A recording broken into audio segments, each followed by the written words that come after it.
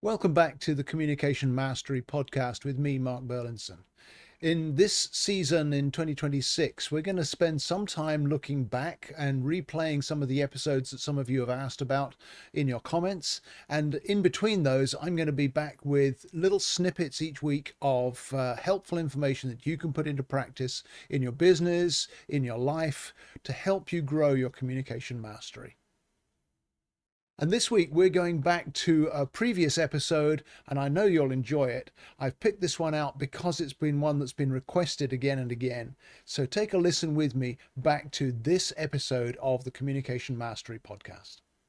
Well, welcome back to the Communication Mastery Podcast with me, Mark Burlinson. This is where we unleash the power of understanding to build bridges, not boxes, because we understand that communication is the soil in which teamwork grows. And I've got a special treat for you today. My guest is Jen Kavanagh, and we're going to have a great conversation around self-awareness and consistency and healthy coaching and all of that kind of stuff. So Jen, welcome. Glad to have you with us. Great. Thank you, Mark. Tell us about you, who you are, what you do, just to give the watchers and the listeners an introduction to you. Well, I moved here to Myrtle Beach in 2022. And from Pennsylvania. I'm married. I have 4 elderly children. Elderly children, yeah. In fact, today's my son's birthday, 26. Oh, wow. Congratulations. And then we have 25, 23, and 19. So I worked in corporate America for 10 years in pharmaceutical sales. And then during that time, very unhealthy kind of lifestyle, yo-yo dieter, chronic binge eater, just nothing healthy. And then it took me many years of gaining and losing weight to realize how unhealthy that lifestyle was. So I made the decision many years ago that I was going to change all that. And I finally, after 15 years of struggling, was able to lose 75 pounds. Cool. And I've kept it off now for almost more than 20 years. So I decided I'm not going back to corporate America, and I'm going to start my own business. Yeah. So I did that, and I started my business as a personal trainer, and that was wonderful. I loved working with people, helping people. That's sort of my gift, I think, is helping people and relating to people with their struggles, because I wasn't just the skinny fit girl to other people, because I had been over 200 pounds. I had struggled many, many years with my weight, so I was able to help a lot of people. So I did all that with fitness first, and then realized how important nutrition was, because everybody was asking me questions, and you can't outrun your diet. You just can't. So you can work out. Anybody can work out in some way. Find something you love, exercise, whatever it is, and then go home and eat a pizza, and you negate all that. Uh-huh. So that was a big eye-opening for a lot of people. So I got certified in nutrition, focusing on weight loss and long-term health, and then also gut issues, things like that. So I've helped a lot of people over the years. In general, just trying to help you get healthy from both a fitness and a nutrition perspective. That's wonderful. So you see the synergy here. Jen helps people get fit with health and nutrition. And I help people get fit with communication. And so there's a lot of similarities, and that's why I wanted to have you on the podcast. Yeah. And I love the fact that you started out recognizing that you needed to change. So talk to us a little bit about the self-awareness journey that you went through to get from, 200 pounds plus to losing 75 pounds. What did that look like? And was it easy? Was it hard? Did you have other people help you? What was the self-awareness journey that you went on at the start of all of that? That was hard, and there was a lot of negativity running around in my brain. Talk about communication. Self-communication was bad. I was always right. Beating myself up in one way or the other, mentally or physically. If I binged one day, I would go beat myself up at the gym the next day. So it was a learning curve. It was a huge process of realizing that the quick fix is not the right fix. Mm-hmm. And I have to set a lot of people straight that come to me and say, well, I have a wedding on Thursday and I need to be in a size 4. And this is Tuesday. Right. So that doesn't work. So I tried that enough times to finally, it took a long time to realize. And you know what? I remember the day that it really triggered in my brain. It wasn't necessarily myself. It was my neighbor. I was having a conversation with my neighbor who had seen me get on this roller coaster of weight and unhealthy living. And she looked at me and said, "What are you doing?" And I was like, "What do you pain, and I had my stretchy, flowy pants on, trying to hide what, the last 30 or 40 pounds I had gained. And she said, I've seen you do this over and over and over again. When are you going to change? When are you going to finally take that step to make this a permanent, healthy living discovery? And so it really, it was me starting to realize what didn't work, and then her putting that trigger in my brain saying, you got to stop, you got to do something different. And so that's what triggered it, really. I remember that day so well. And then it was baby steps from there, just kind of changing, small changes, one thing at a time. Wow. I love how you've put together several components that we so often talk about on the podcast. The first is to recognize that you need it, but also then to have somebody on the outside to say, and I often like to say we can't see what we can't see. Oh, absolutely. and that's obviously what happened there. But I love that you immediately added after that it's baby steps, because this is not a once and done, fixed overnight kind of deal. Whether it's health and fitness or whether it's communication, we're constantly learning, we're constantly improving, or we're going backwards. Yeah, exactly. And so I want to follow up on that and think about the whole thought of consistency. What have you learned from that? That it was baby steps. Yeah. Talk to us about consistency and how that makes a difference. Oh, that's almost the difference between winning and losing the battle. I found people can be consistent for 4 days. Okay. And then they fall off the wagon. So especially when you're trying to make drastic changes in anything you do in life, if you try to make such a drastic change, it's going to be very short-lived. For many things. So bread, confession, is my favorite food. Like I would rather have toast than cake or candy or cookies or whatever. And I would restrict because everybody said bread was bad, carbs are bad, so I wouldn't eat bread. And weeks would go by, and then I would go buy a loaf and eat the entire loaf.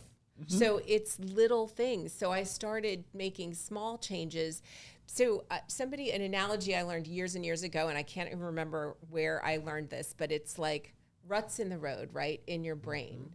So have you ever left your driveway and gone out for a drive and you just turn the same direction you always turn, but it's not the way you needed to go that day? You've been watching me.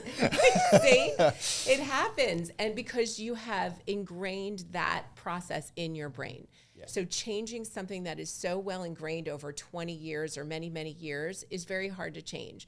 So you have that consistency is what changes that one rut into a new rut, like repetitive, and doing little things. It's much easier to be consistent getting up and adding a glass of water to your day, as opposed to getting up, getting a glass of water, working out for an hour and a half or whatever, and then eating all green vegetables and lean protein. And you can't do it all at once. And then you just throw your hands up and say, forget it. This is too hard. Right. So the consistency is that key factor in changing your brain. And that's the only way for long-term success. Because, I could tell you how to lose a lot of weight in a short amount of time, but you're going to gain it back. All these people that do these crazy fad diets, it's not consistent. Mm-hmm. And it's not something slow, steady, and sustainable are the three keys to long-term lifestyle behavior changes. And that's the only way to get that success. And exactly the same applies to communication skill, which is great. I love that because there's so many parallels between what you're doing to help people have a healthy body and all that goes with that, all the gains you get from that, because you've got to make one change at a time. You've got to do it step by step. And I love that you used the analogy of baby steps. I don't know if you've seen the movie What About Bob? But I love that analogy that you have to do what's achievable and keep doing it, and then you suddenly realize down the line, wow, this really is working. Yeah. Whereas when you do something that looks like it's working quickly, it exhausts you and you fall off the wagon, like you said. and you put on pounds, or you go back to your only preferred communication style and suddenly realize that you're actually alienating everybody again. It's, you know what else too is that negative talk that I mentioned earlier that I had for so long is associated with failure. But if you have little wins along the way, it's all positive reinforcement. If you remember to get up and have your glass of water, if you remember to choose something healthier over not, if you remember to go and work out and it becomes a pattern, those are all wins. So you're building yourself up, that whole positivity aspect of it, as opposed to the negative punishment, like I'm going to beat myself up in the gym because I had cake last night. It's a whole different thing, and it changes your mindset slowly in a much more positive way. I love that. And you're zeroing in on that whole thing of how we talk to ourselves, because so often that is the key that unlocks the communication code for us as well. Because I need to disentangle what I'm saying to myself before I actually relate to somebody else, because otherwise what's going on in here comes out of here and causes all the trouble. So let me ask you this, because there's got to be conversation you're having with yourself as you're helping other people to make choices or to see changes or to take that first baby step. So what are some of the things that you're thinking through as you're trying to help? Because not everybody's the same. So you can't just have your standard script of drink a glass of water and that's the first step. It's got to be different for different ones. So talk to us a little bit about your adaptability as you connect with different people and help them with that consistency. Yeah, that's huge. I always tell people I do an initial free consultation to talk to people, because it's so important to find out where they're at. Right. And not just where they're at, but where they want to go.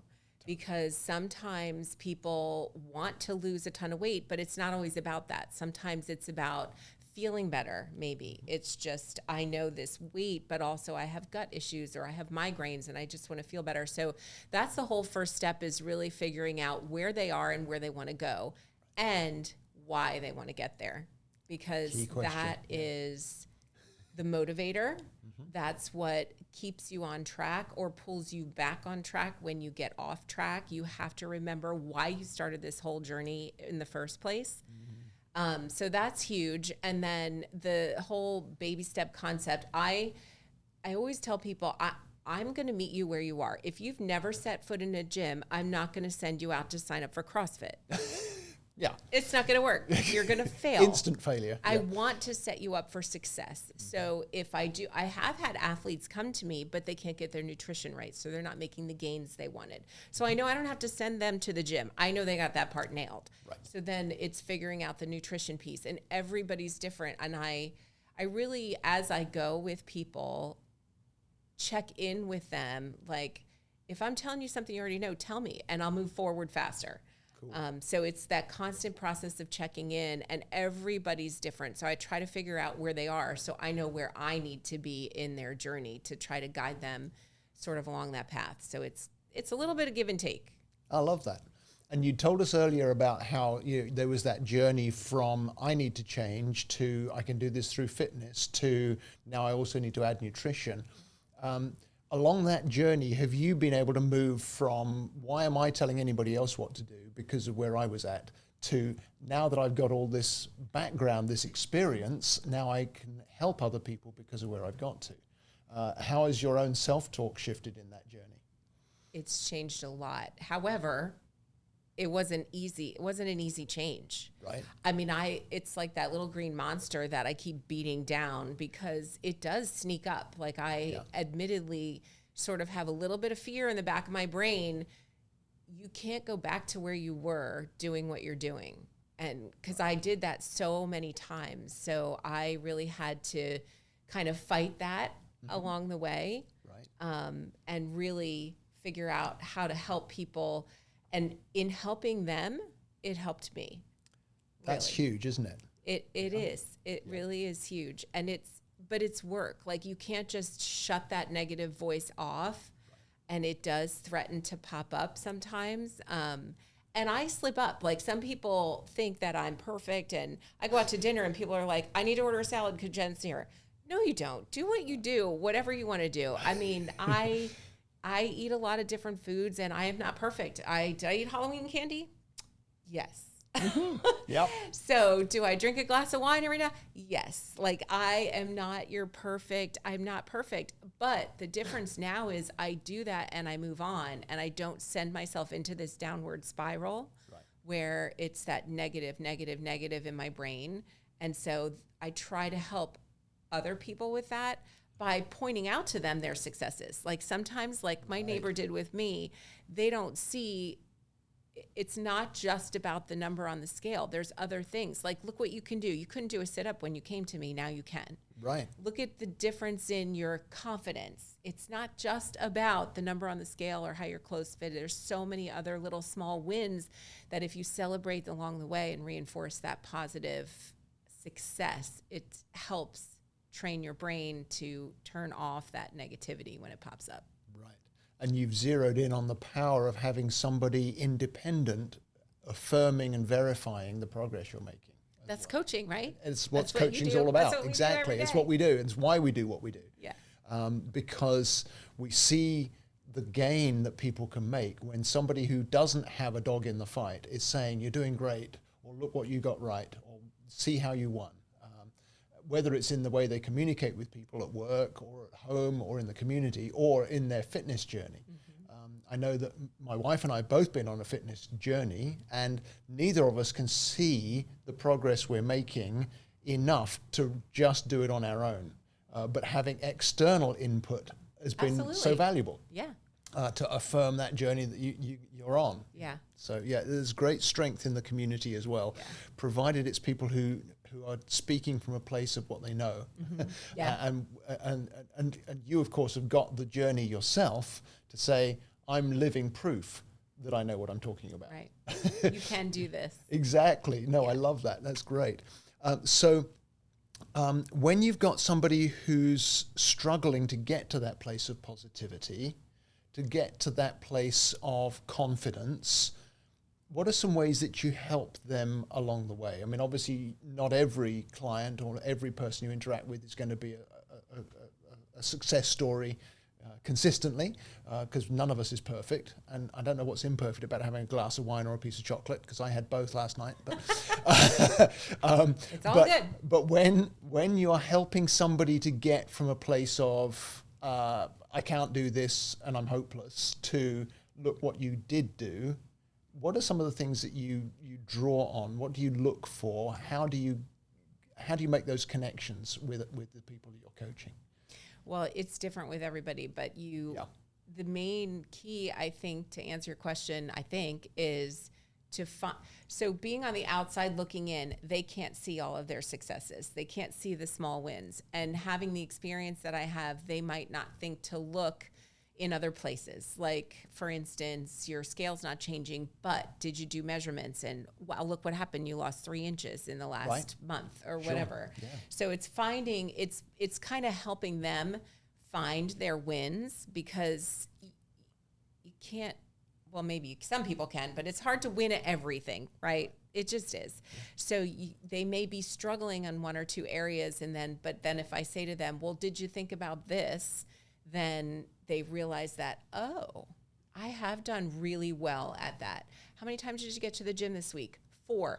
Wow. Have you weren't going 4 times to the gym a month ago, whatever. But they get into that negative thing. Yeah, but I can't lift heavy. I can't do this. I can't do very long. I can only do 25 minutes or whatever. Yes, but think about where you were a month ago. It's 25 minutes more than you did a month ago. Yeah, right. So it's kind of, I think that external perspective that a coach offers is the person who can find the smaller wins when they're suffering or struggling in some other area. And I also am there from a support perspective, not to let them give up on that area either. And sometimes you need to backtrack a little and say, okay, well, if this isn't working, let's approach this from another angle, and we can maybe get the same success by doing this a different way. So that's another piece of coaching. Yeah. So I love that you really underscored all of the values of having somebody to coach you. And I don't know about you, I didn't ask you this ahead of time, but I'm assuming you've got folks who coach you to be a better coach. I know I have coaches that coach me to be a better coach, because it's that input from somebody on the outside that helps us improve, and they've got the expertise to know, like you said, okay, this piece isn't working, let's try something different, or here's a different tool. We do the same with communication coaching. I've got various advanced tools that I can bring out if somebody's not finding that the routine stuff is working for them, or they can't figure out how to resolve a particular relationship or a particular situation. And having that person who knows what they're talking about and has walked the path and walked the journey already is so valuable, isn't it? Oh, absolutely. I encourage people to track their journey. So, if you journal about where you were and where you are now, you can always look back and see your success so clearly. And because it all comes out in the journaling, like some of it's mental, some of it's physical, whatever. But if you go back and see what you were writing about 6 months ago or 12 months ago, it's like that aha moment, right? Their eyes open and they remember, oh my gosh, that's where I was. I may not be where I wanted to be yet, but look how far I've come. And that's such great reinforcement. Yeah, because that gives you the energy to climb the next hill, doesn't it? Yeah, I remember absolutely. back in my youth, I used to do a lot of hiking in the mountains and the hills back in the UK. And one of the best things you could do when you thought you were never going to reach the summit was to turn back and see how high you'd come and just get your breath. And as long then as you you're don't like, have wow. vertigo. As long as, well, that's why I don't do it so much anymore. I can look up, but looking down, not so much. Yeah, no, I'm not so good at looking down anymore either. But let me pick up on that a little bit, because obviously you've overcome some really big challenges in the health and fitness and nutrition realms. Have you seen that spill over into how you approach other challenges in life? Oh, absolutely. Yeah, there's so many connections. I mean, life throws you curveballs often, and it's in your response. You may not be able to control what's coming at you, but you can control your response to it. And I learned that too throughout all of the challenges in my health and fitness, that like I said, you control how you respond to those things and how I learned, so 2023 was a really rough year for me. We got so many things hit us, and it questioned my faith. It really did. Like, I just wasn't sure where to go when I was just hit from all sides with one thing after another. And what helped me, and I still do this today, a year and a half later, is focusing on the gratitude in all of it and finding little things along the way to be grateful for. I never did that 20 years ago. It was more of a poor me. I can't, I'm a failure, whatever. And then it's amazing how now, when you feel like you're maybe not succeeding at anything in life, finding the small things to be grateful for kind of gives you a whole new perspective and a strength to go on and to keep pushing towards your goals. Yeah. That's been a huge realization for me over the years. Cool. And I love how that chimes directly in with what you said about what you do with clients, to say, okay, maybe the scale hasn't changed, but look at your measurements. Or maybe the weight's not working, but you went to the gym 4 times, which you never did before. Yeah. Those kinds of things to help people see those gains and to see that step forward is so helpful. But then when we do it with ourselves, the self-talk changes as well, doesn't it? And, absolutely. And just for the sake of the folks who are listening, every one of the 7 communication styles has a way to be able to find those gains. It's different with each of the languages, but each language has its own unique ways that you can find those gains, and therefore you can map your progress in communication just as you can with health and fitness. So that's beautiful. And what about, I know you love to travel, and obviously that is something that's so much easier when you're healthy and fit. Oh, 100%. But tell me some of the things that you've maybe learned or gained by going to other nations and other settings that you wouldn't have done if you hadn't traveled. Oh, wow. There's a lot. I do love to travel. We just booked our next trip that I'm super excited about. Cool. And I'll go anywhere. So, Okay. but everywhere you go, you can learn different things. I love immersing myself in different cultures. Right. And really getting to talk with the people and see how they run their daily lives, right? So you can see a lot of differences in especially some of the smaller third world countries we've been to. And there's so much to be learned by just talking to people. So I've learned a lot from just talking to people, especially how, again, going back to gratitude, how grateful I am to be where I am and to have what I have and to have the opportunities that we have. And again, it's just passing that on to my clients and friends and everybody around you is look what we have, the opportunities we have that other places don't. I mean, that's been really eye-opening in seeing some of these, how people live in other countries and not feeling like, oh, poor me. It's, oh, wow, look what I have and where I am. I love that. And again, it reinforces a communication principle we talk about a great deal, which is that when we can learn to connect with people who are different from us, we can learn from them, but we turn differences into strengths because of that gratitude principle that you're talking about. And so I think that's so vital that we widen our perspective and learn from people who are different. There's so much in the culture today that causes us to want to focus in just on the people who are like me. And actually, you and I both know that getting outside of that is a great strength for us. Mm-hmm. And I love that kind of virtuous circle you described there, where you're grateful for what you have, but you also love to go to other places where people are different so that you can learn and see, and you gain greater perspective from all of that. That's what I was just going to say. That's a key word. It's perspective. Right. I read a really great book about perspective, and it's, I think it was The Traveler's Gift. And he sends you back in time, to 7 different places in time because he's having a life problem, and he learns from these amazing people over the years, and it's changes his whole perspective on his issues. Because sometimes you can get stuck in that, oh, poor me, I'm a failure, I can't do this, and what's wrong with me? I've been in that place in my head many times. Mm-hmm. But if you change the perspective, look at it from someone looking in or from someone in a different culture or community or country, the perspective that's what we do. We provide that perspective too as a coach. Yes. That you can't always see it yourself. You sort of need somebody else to point out the good things. Totally. And then that person can help you with each baby step that brings you back to the consistency. So we've kind of come full circle, haven't we? Yeah. So you change your perspective, grow the consistency.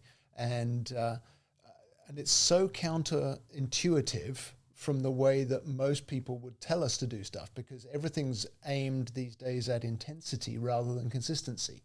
You've got to really throw yourself at this so that you can beat it kind of approach. But actually that doesn't work, does it? Yeah, it doesn't always work. It's another thing I read that I found really interesting was we have a very goal oriented, it's everybody says, set a goal. What's your goal? I want to be 128 pounds. Okay. Or I want to lift 150 pounds or whatever. We're very sort of a goal oriented culture. That's what people say the first thing when you have something you want to achieve, set a goal. And I read something that said, don't do that. Don't set a goal. Because what does that mean? When you get to the goal, you're done. We're never done. Yeah. It's or when you don't get to the goal, you're a failure. Right. So it's the process, falling in love with the process and changing those little things along the way will ultimately get you to your goal. But it's an ongoing journey. It's not, you're never there, right? So it's that continuous improvement.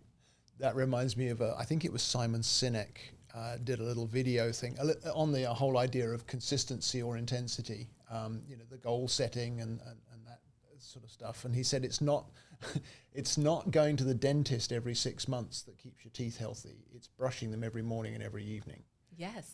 The Daily. the daily consistency that makes all the difference. And that was such an eye-opener to me, because it's what I find myself doing so often, helping people with communication. It's just that little, remembering to do the same thing again, or remembering to adapt in the same way to the same setting, and that kind of stuff, that consistency, which you highlighted in the health and fitness zone as well. And if you flip that around a little bit too, I tell people, because people say to me, oh, I messed up. I had dessert or whatever. But it's not what you do 10% of the time that creates the change. It's what you do the other 80 or 90% of the time. And I tell people, live your life that way. Cut yourself some slack. Yes. Like, it's okay to have a little bit of cake or almost anything you want. Yeah. I don't like that everything in moderation, because there are some things that aren't really great for you. But it's seriously that 80 to 90%, that consistency of what you do that amount of time, that's going to lead to your long-term sustainability and change, versus what you do. So what? You had a piece of cake. Don't throw the day away and then go have ice cream with it and then get the chips and the cookies out. Eat your cake, move on. You're good. Probably nothing happened from that. So Jen, this has been wonderful, and I love the overlap that we see between the areas you focus on and the areas I focus on, because actually we all need help in all of those areas, don't we? For sure. Yes. And the beautiful thing is that there's people who can help, and I know from my own healthy journey, people like you have really helped me to get to where I've got to. But I love that we've covered the same ground, because actually it comes down to the same principles, doesn't it? That we embrace the consistency, that we change the self-talk, that we bring in outsiders to help us. Yeah. But out of all that we've talked about, is there anything else you'd love our listeners to hear that you feel we haven't touched on yet? I would say the one little thing is, don't ever give up.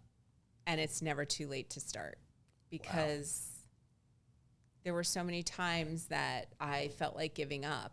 And if I had, who knows where I would be now.